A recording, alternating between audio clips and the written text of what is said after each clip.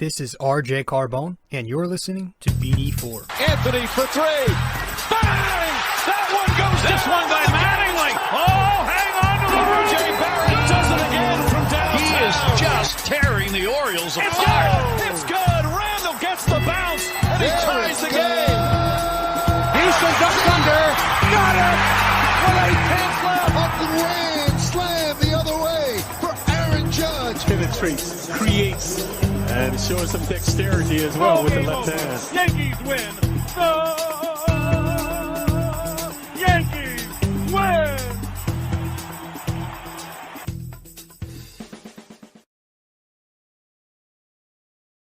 All right, what's happening, everybody? I'm your host, RJ-Carbone, and this is episode 321 of BD4, where there's no better way to get your Yankees and Knicks analysis. And we also do MMA now, too. On the weekends, we will do some MMA, and we do the Knicks every game, the Yanks every series. Welcome to the show. Hope you're enjoying your day. As I am recording, it is Friday the 11th. All right, we're doing Knicks, just Knicks in this episode. I was going to do a little preview of the upcoming UFC 271 card that takes place tomorrow night, Saturday night, but I didn't have time. I've been busy with some schoolwork and some stuff with my actual job, but we're going to dive into this, a couple of things. We're going to talk about this Knicks-Warriors win from last night. The Knicks picked up the victory, and we're going to actually also discuss the trade deadline. Now, as far as the trade deadline thing goes, I recorded my initial thoughts on the trade deadline right after the deadline. So I'm going to put that segment in as a separate segment into this episode. It'll be somewhere in the middle. I'll let you know when we get to that part. I mean, you'll find out because it's audio only. It's an audio only segment. I'll put it in the middle somewhere, but it's basically me ranting and letting out my frustrations about the Knicks doing absolutely zero at the deadline, which it was the wrong move. And it's audio only, once again, so, yeah. So I'll have that in here somewhere. It was like a, 12 to 15 minute segment of just me letting out my frustration on that thing. So we'll have that in here somewhere. That was before the Warriors game took place, so keep that in mind. Not like that changes anything, but the Knicks did go and defeat the Warriors, so we will get into that as well as the deadline in this episode. And yeah, I'm gonna try to get this recording in because I'm finished up with school and work early today, and it's kind of the middle of the day. Got home at just about an hour ago. Right now it's 4:10 p.m., so I don't know if I'm gonna be able to record this whole thing in one take, because I live in a house with other loud people in here, so it might not be the best time for me to start recording, but we'll see what we can get in here. So let's get to it. Let's head to a quick break. When we get back from our first plug, we'll talk Knicks Warriors, and that'll be that. All right, stay with us.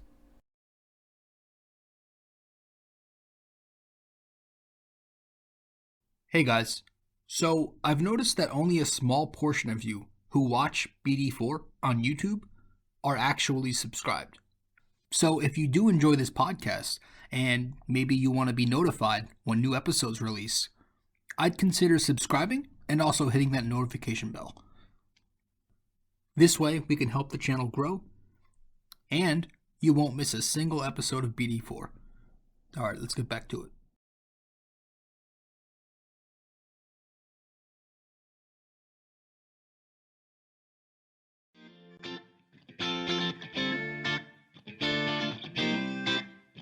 So, if you guys want to follow me on social media, be sure to do so right now. I'm on Facebook at rjcarbone, and I'm also on Instagram at rjcarbone. Once again, if you want to find me on Facebook, that is rjcarbone. Instagram at rjcarbone.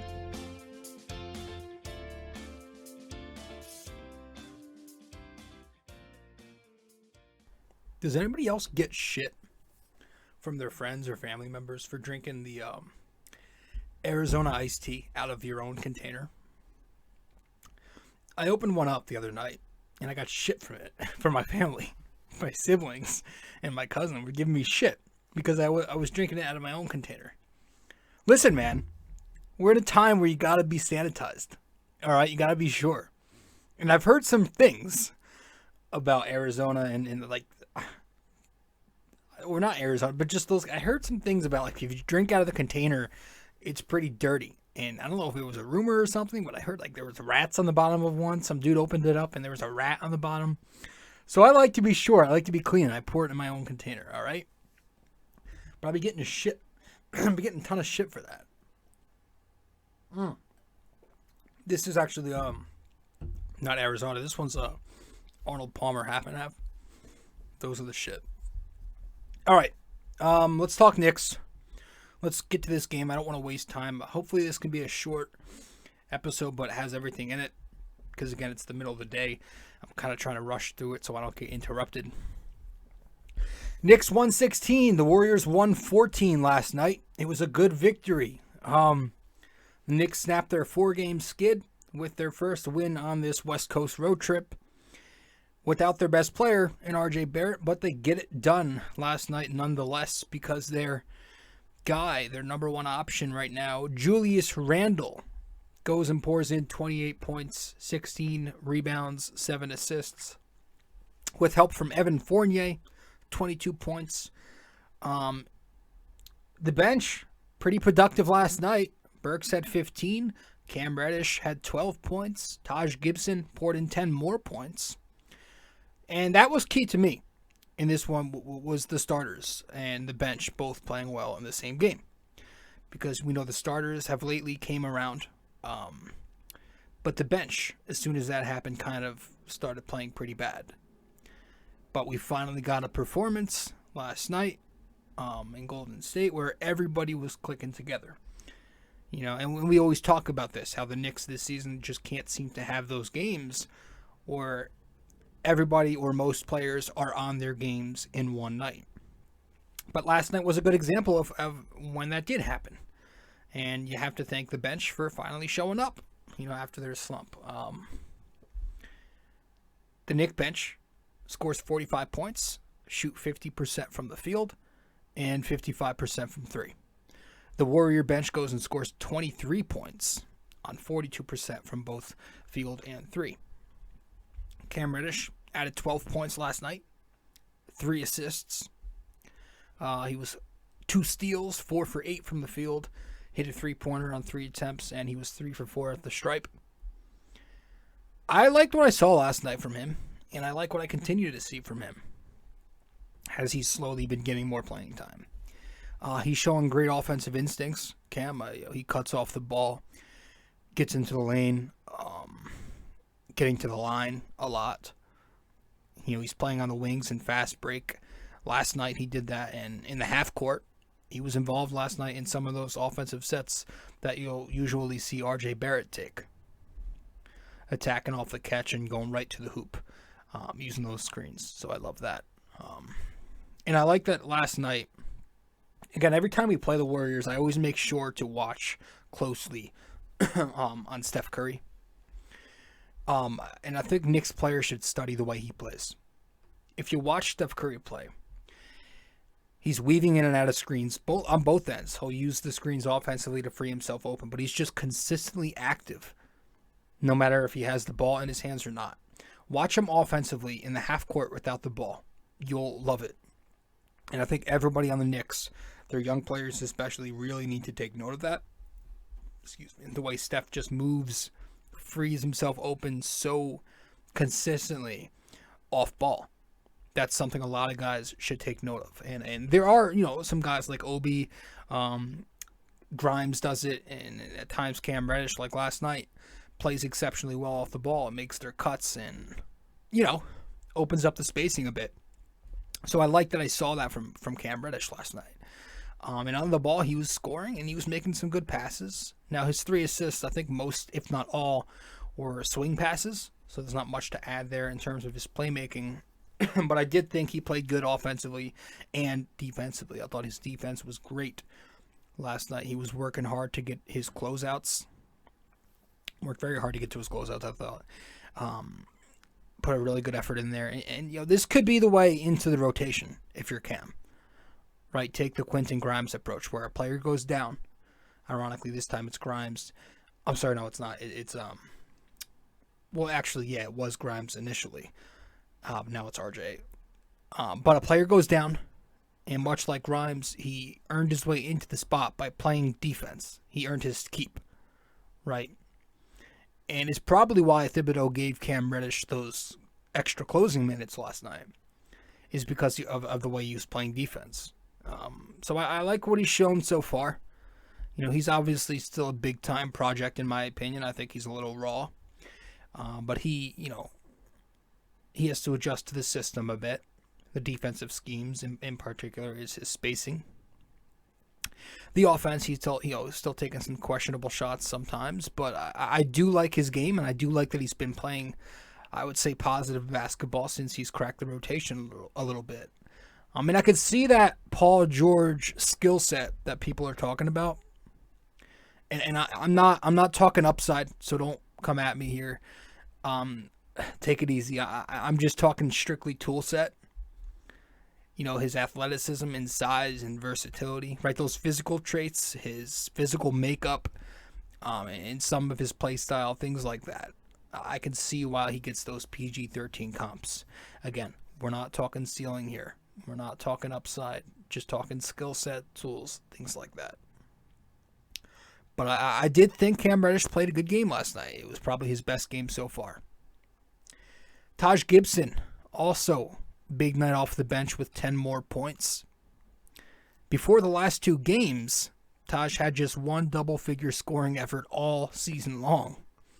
But he doubles that in his last couple of games. And he's been stretching the floor lately. He's now 4 for 5 on his threes the last couple of games. And he's 8 for 20, 40% overall on the season at the Arc. So it's good to get a little stretch 4 action from Taj, Now, it's nice to see that, right? It's nice to see him scoring the ball some, but ask me still who I'd rather have in 9.9999 times out of 10, give me Jericho Sims. All right, and I'm not saying tank. I'm not going to get into that, but I'm saying 25 minutes, or I think he averages almost 20 minutes. 20 minutes on average is not exactly necessary for a 36-year-old. Right, and that's the thing. Even if you say, because the Knicks are still trying to win, technically, right? That's what their goal is. They're still going for it this year. Fine. But you don't have to play Taj 20 whole minutes. You know what I mean? Do you really not trust your own draft pick that much that you don't even want to give him a third of those minutes? Do you think he's going to hurt the team that much? Then why do you draft the kid? You know what I mean? Just give him. All right, so if Taj averages 20 minutes, throw 5 to 8 minutes in there for Jericho per night. You know what I mean? Come on, 36-year-old Taj is not going to go out there and drop 10 per game every night. Most nights he's going to go out there, do the intangibles. He'll screen. He'll poke loose balls. He'll roll for you. He'll tag the roller on defense. He'll box out. He'll do those things that aren't on the stat sheets. I think Jericho Sims is capable of doing positive things for 5 to 8 minutes. I don't think he's capable of completely destroying your chances of winning if you give him 5 to 8 minutes a night. I really don't. Is that crazy to say? That they should have a little faith in their draft pick, especially in a season where they're probably not going anywhere? But Grimes played well. I didn't see... We didn't get a ton of scoring in place of RJ Barrett at the 3 last night, but we saw him connect in a couple of 3-point shots for 6 points. He missed his first couple of threes. In the first quarter, you had Kuminga rotating over and closing out pretty hard on that first catch and shoot.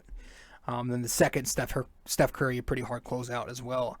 But he does get on the board late second quarter off a catch and shoot. He goes baseline, dishes to Fournier. Fournier kicks it back out. And then the fourth, he knocks down probably one of the bigger shots of the night for the Knicks. Hits a 3-point to extend their lead from 5 to 8 with under 3 minutes to play.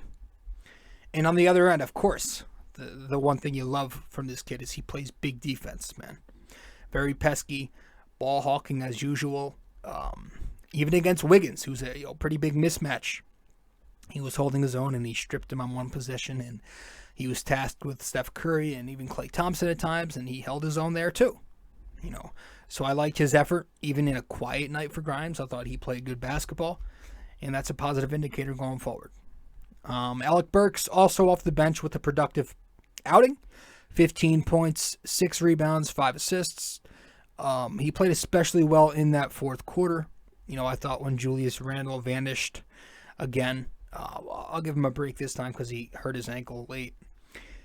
But Burks did come through, and he was that fourth quarter guy once again for the Knicks. 12 of his 15 came in the fourth, where he shot 3 for 4 from the field in the period. Getting to the line, getting into the lane, some crafty finishes. He was spraying the ball around, and we finally even executed an inbound action featuring Burks. He threw it to Julius over a double. The ball swung around to Cam, who eventually drew some contact, got to the line. So I thought the bench was productive last night, of course, but most importantly, we got another very strong performance from Julius Randle, and we'll talk about that when we get back from break. Stay with us.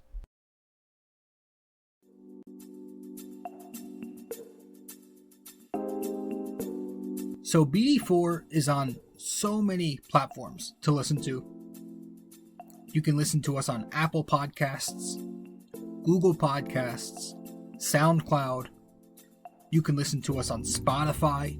You can find us on our sponsor, Anchor, and many other listening platforms as well, wherever you get your podcast. But we are also available to watch on YouTube. So if you want to watch us on YouTube, go subscribe there. But if you prefer to listen to us, again, many listening platforms. Just be sure to subscribe, download, give us a rating, a review, comment, share the podcast, and all that fun stuff. This is BD4, where there's no better way to get your Yankees and Knicks analysis. Yeah, it was a big night for Randle. Got to give him credit. He goes out and he pours in 28 points, 16 rebounds, and he has 6 assists. Or 7 assists, sorry. And also 1 block. Listen, like I've been saying about him lately, I think the first thing you have to point out with Julius is lately his pace is up. And maybe Tom Thibodeau has sat down and talked to him about that. But unlike in LA, this time he kept that pace most of the game. So his pace is up. He's playing high tempo ball, getting the Knicks to push. Energy level is up. The body language at the moment is not a problem. He's passing better. He's taking advantage of mismatches last night with the Warriors being very switch heavy, and part of that was Julius forcing those switches by screening. A lot of times when Klay was switched onto Julius in those pinch post ISO actions, Julius abused him. We had that key play late in the game. Klay was switched onto him at the top, and instead of stepping back and shooting another bullshit jumper, what Julius does is he drives left, takes him to the hoop, and gets the goaltend. And if you even rewind a little bit, mid-third quarter, again, he's in post-up with Klay, and did a nice spin move off of him, finished at the rim. He was in his bag last night. So it was good to see him take advantage of those switches. And even, rebounding, I thought with the Warriors as undersized as they were, pretty undersized without Draymond out there, and obviously Wiseman's still out. I thought Randle was crashing the boards exceptionally well, 16 rebounds. Boxing out. But even when bigger bodies like Kuminga were tasked with Randle, he'd use his quickness and, in the face up, and he'd blow by. So he's been doing much better lately, much better as a passer. He's reading the double teams. He's either getting those swing passes off or he's making quicker decisions and attacking the rim, and he's doing so frequently. I also like that his turnover count has been down lately. Just three turnovers total in the last 3 games for Julius. His usage is higher too. And usually when his usage is higher, he's more inefficient. But last night, especially without RJ, keeps the turnovers down despite the higher usage rate. And he didn't need the 3-ball last night to score. 28 points, 0 came from the arc. So I like the way he's playing on this West Coast trip. Last 4 games on the West Coast, 30 points per game, 12 boards, 6 assists, shooting 48%, 35% on threes, and he's getting 10 free throw attempts a game because he's been attacking. So it's nice. It's nice to see. I give him credit, but if you want me to be real with you, I'll be real with you. It's a 4-game sample, right? It is a 1-game win streak. It is February 11th, and the Knicks are 25-31. They are the 12th seed. So even if they do sneak into the play-in, they'll have to win not 1 but 2 straight games just to get to the first round, which they'll probably then lose if they even make it there. And let's be real. Again, put your emotions aside here. The Knicks are paying Julius to do what he's been doing during this 4-game stretch for an entire season. And that has not happened. Therefore, because he's not been playing like this all season, it's a bit late for me to start singing him church songs. It'd be a different story if the Knicks were legitimate looking and they looked like they actually were a great contender. And they actually gave you confidence that they could be a true playoff threat. But again, shooting straight, this team just feeds off a different kind of energy. They're probably going nowhere. It's probably a bit too late. And he did this to himself. The Knicks did this to themselves by by not making many lineup adjustments, by not making any moves at the deadline. So I couldn't really care too much about this 4-game stretch, other than the fact that it's nice to see him get his confidence back up. Although he also got dropped by Steph last night, which must be hard on the confidence because that was tough. But it is Steph. But he played well. Fournier, 22 points, 5 for 13 from 3. He mentions pregame how he wants to keep the team together before the deadline at 3 p.m. And then he goes out there and drops 22, so that was nice. Played a nice second fiddle to Julius last night without RJ.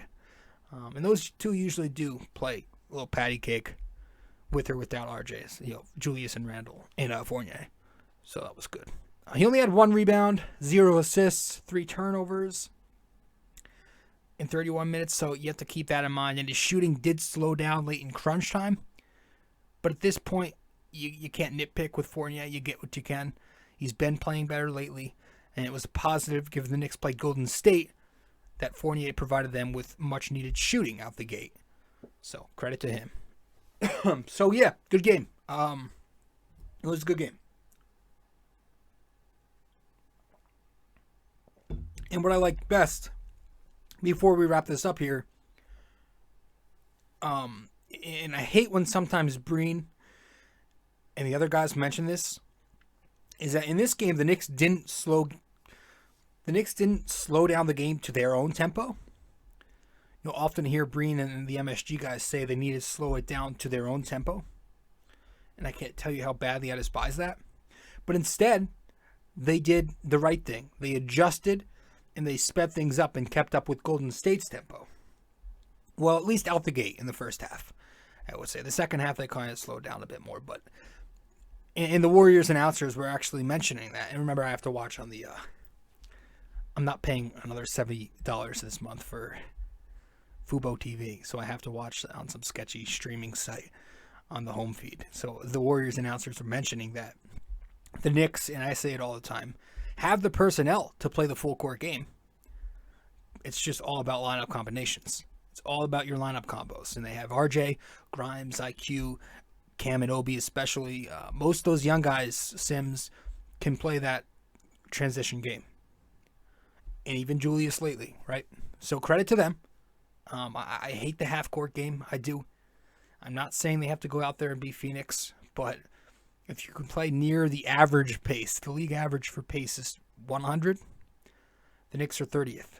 All right, the league average, the Knicks are 30th So let's get to closer to 15 if we can. But I did like how they, instead of slowing it down to their own pace, were actually adjusting.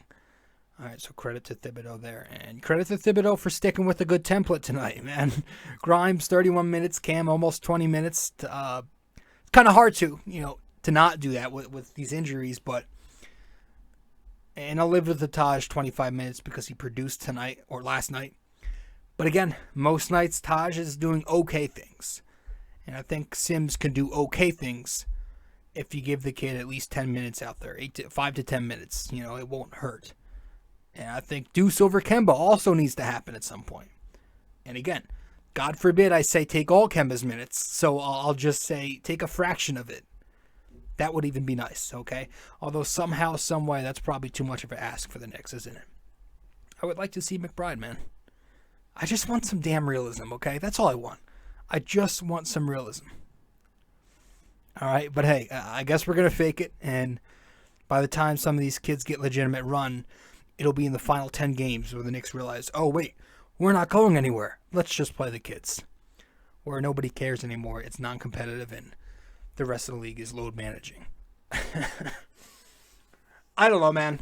I'm still disappointed. I think the most frustrating part for me is that when you mention that you want to play the kids, it seems to be everybody thinks it's an extreme. I'm not saying, I wouldn't mind. I'm on the record saying I would not mind at this point going full on tank and just playing all youth.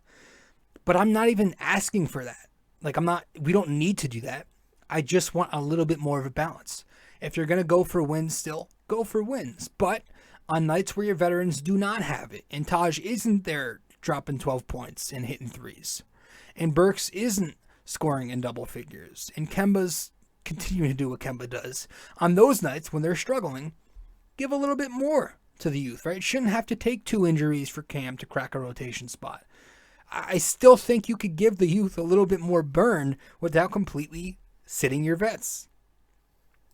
There's room there in this rotation. And that's why I was very frustrated about the Knicks' lack of moves at the trade deadline, which we're going to get to right now. So we're going to head to one more break. We'll get to my frustration on the trade deadline. That'll be the audio part of the show, which, again, I recorded this segment you're about to listen to before the Golden State game. It was my immediate reaction to the deadline, but I still hold the same exact thoughts. So let's head to one more break. We'll get back and we'll play that audio segment. Stay with us. All right. All right, folks. Now, if you are listening to BD4 on Apple Podcasts, be sure to give us a 5-star rating and a review, if you so please. So once again, this is if you are listening to BD4 on Apple Podcasts, give us a 5-star rating and review. Thank you. Hey guys, I hope you're enjoying this episode. But first, I also want to let you know I have another blog. The blog I'm writing for is on ultimatesportsnetworks.com, titled The Bomber Bacher Blog. If you want to go subscribe to this blog, you should do so using my promo code 6A2841ERJC.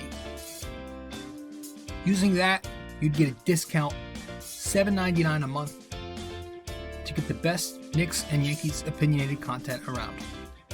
Once again, guys, the Bomber Bacher blog on ultimatesportsnetworks.com using promo code 6A2841ERJC, $7.99 a month.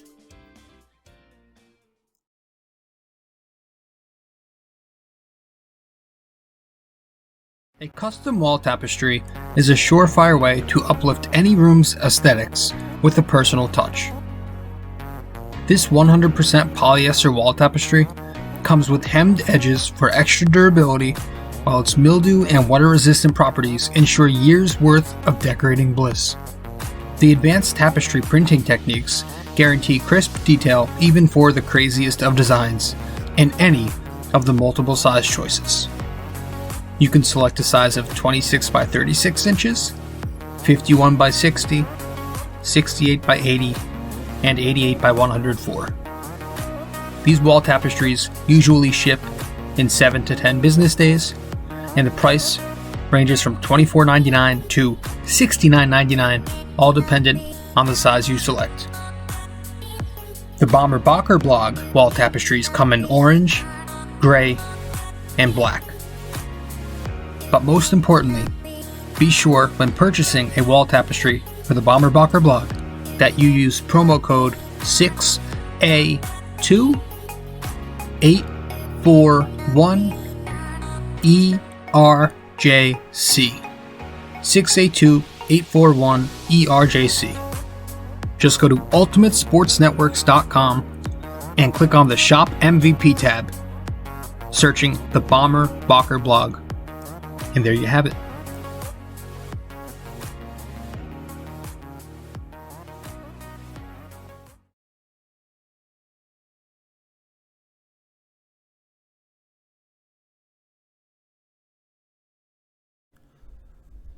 So, I am recording this before the Golden State Warriors game tonight. This is right after the trade deadline, which ended at 3 p.m. I'm recording this 5:20 as I speak. 5:20 p.m. Thursday the 10th. Because I just want to get my initial reaction in. Normally, I like to calm down, but right now there's no calming down. Because what happened today, or didn't happen, was absolutely diabolical. I consider it a sin, what Leon Rose did, or again, didn't do. And one thing I cannot stand, which is what we've all been victims of. I've been a victim of it. But I'm done doing this. We've got to stop giving Rose, Perry, Walt Perrin, and the rest of the front office praise for being super conservative and not doing anything egregious like the old Knicks would. Because that's insane. That's insane. If anything, that speaks to who they are. We have to stop giving them credit for not being dog shit. At some point, we have to hold them to the standard of a regular NBA basketball team. And you look at them, so far this front office, well, they haven't exactly done much. They botched free agency last year. They botched the trade deadline last year. Didn't do anything. They botched free agency this past offseason. And now they completely botched this one. Not to mention they drafted the number 8 pick. A complete mismatch now, who does not fit. Because we decided, not long after that draft pick, let's extend Julius Randle. Yet we're sitting here today, all these issues, and we still do absolutely zero to address this deadline on February 10th. You traded for Cam Reddish. And the narrative for him not playing so far has been, don't worry, he's going to get his minutes because the Knicks are going to move their veterans to free up rotation time for him. Well, guess what? Kemba Walker's going to have to be guarding Steph Curry tonight against the Warriors. Fournier is going to be starting at the 2. Burks and Noel will be coming off the bench as usual. So what are we talking about? See, that's why I kind of hold back on the optimism sometimes. Because I know this is the Knicks we're speaking of. Alright? There is no excuse to do 0 today. No excuse whatsoever. Nobody was asking. The Randle thing was unrealistic, okay? Like I've been saying, I think he's going to get moved eventually, but I think the summertime, when things quiet down, the media is off his ass, I think that's the more realistic timeline. Maybe sometime next year in the summer. I didn't think it was going to happen this deadline. However, to say that you couldn't move at least one veteran, that's all we were asking for. All the Knicks fans wanted was to free up some rotation minutes for the younger players on this team. For Cam. For Quentin Grimes to get more than 15. For even Jericho and Obi and what's the kid's name? Deuce McBride. That's all we wanted. That's it. One veteran, 2 veterans. If you had to, waive the $8 million on Kemba's contract, but you didn't even do that. That's all we wanted. And then there's the narrative of, and I saw this on Twitter, so I'm not going to take credit for this. It was an excellent point. And I don't know, unfortunately, I don't know the kid's name. I should go back and find it. If I do that, I'll put it in the description. But this kid made an excellent point I saw scrolling on social media. So if the excuse is for the Knicks organization, because there's always an excuse by some softy fans out there, if the excuse narrative is that no other NBA team wanted these vets, which is bull crap, because I hate that excuse first and foremost, because nobody wants the Knicks players. Stop. If low-tier teams can make a move, the 24-31 Knicks can. Let's calm down. But if that's the excuse you're going to roll with, then please don't make a case to support the Knicks organization.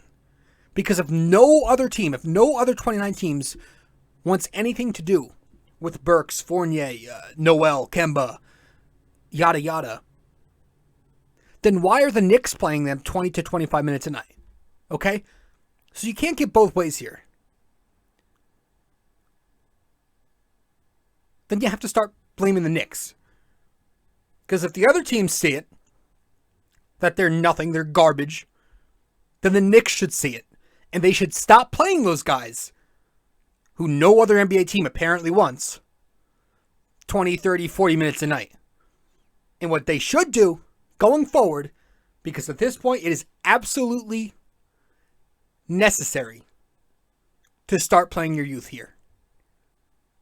You're 24-32 after tonight. Because let's be real, they are going to get washed in Golden State. So after tonight, 24-32, you're the 12th seed as I speak. You're going nowhere. And if you magically find a way to win both, to get to the play-in, and then if you magically find a way to win both play-in games, you're getting washed in that first round by whoever you play. So you are going absolutely nowhere. You did absolutely nothing at the deadline.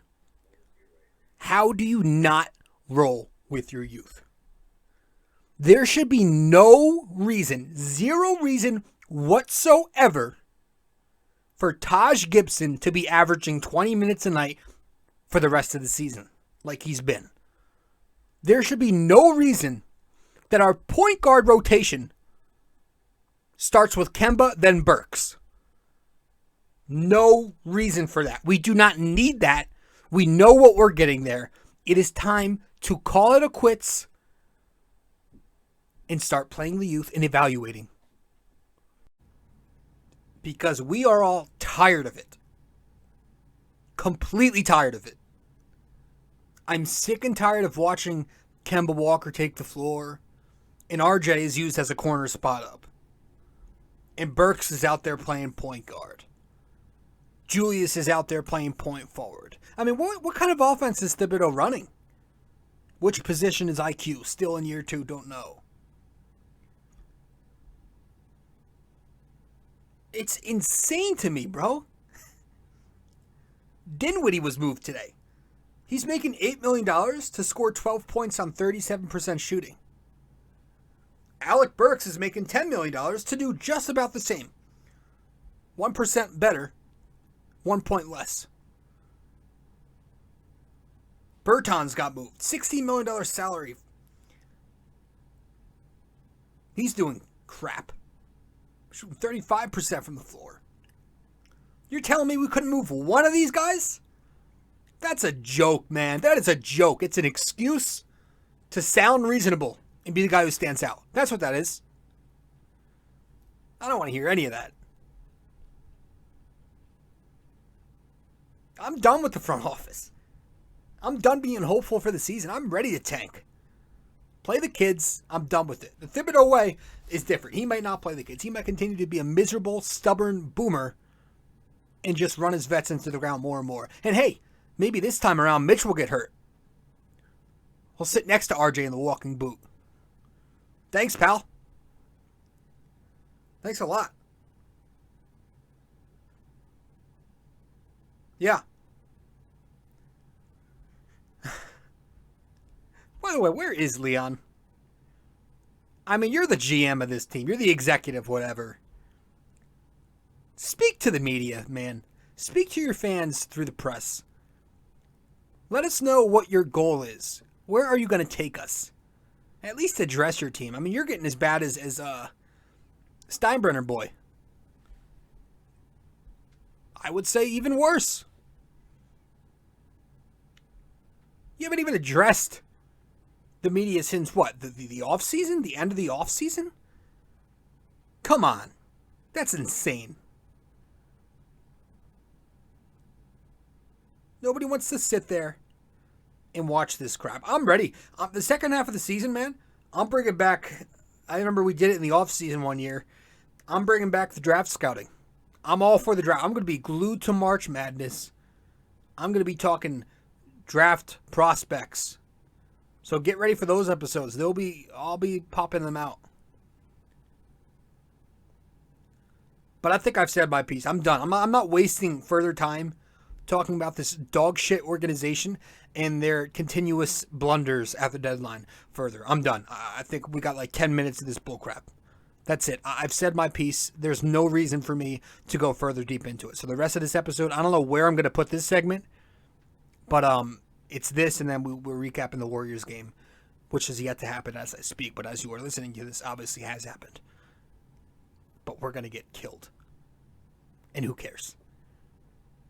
But it's going to be such a shame to watch this organization furtherly crumble even further as they tank with their veterans the remainder of the year, because we all know that's going to happen. Thibodeau's got yet a clue, and I'm so ready for a new one. I don't care. Lack of stability there. Well, that doesn't mean you stick with a bad coach.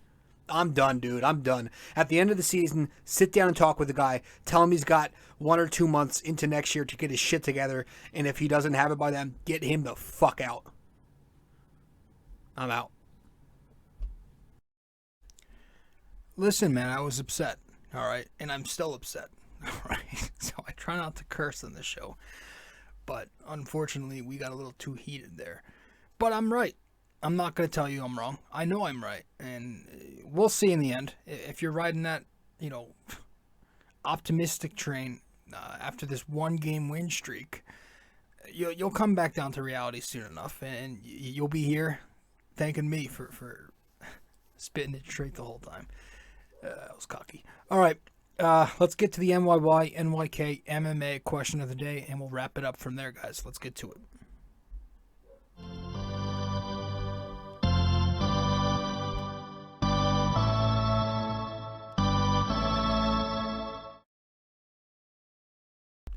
All right, so for this episode, 321, our NYY-NYK-MMA question of the day is, which current college coach brought the Knicks to the Western... let's do that again. Which current college coach brought the Knicks to the Eastern Conference semis in the 1988-89 season? Which current college coach brought the Knicks to the conference semis in the 1988-89 season? let me know the answer on Facebook or on Instagram, whether that's in the comments section of one of the little promo clips to this episode, or if you want to DM me. I'll give you a shout out if you get it correct. Thanks so much for tuning in, guys. Episode 321 of BD4. And I'll see you in the next episode where we'll recap 271. And we'll also talk Knicks. We'll put that in the... we'll do 2-in-1 for that episode. All right, guys. Ciao.